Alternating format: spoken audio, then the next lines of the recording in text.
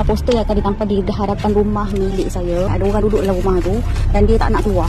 Dia ni duduk dekat sana tanpa kebenaran saya sampai saya kena saman dengan TNB. Dan dekat 2,000 dah jumlah bil elektrik.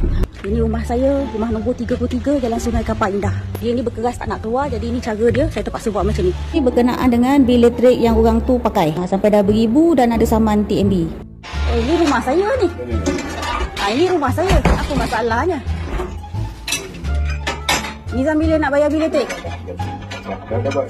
Nizam bila nak bayar bil elektrik? Bila kau kata jangan risau? Oh, nampaknya berpakat ya kau Nizam. Peni konon company kata bos kau sendiri cakap dengan aku Bos kau cakap dengan aku tak pernah buat bayaran sewa rumah. Berani kau kencing aku Nizam. Oh, menipu kau Ajak jumpa pergi balai, lepas tu lagi mencicik dia lagi tu ha. Ma, babi ma. 2 ekor.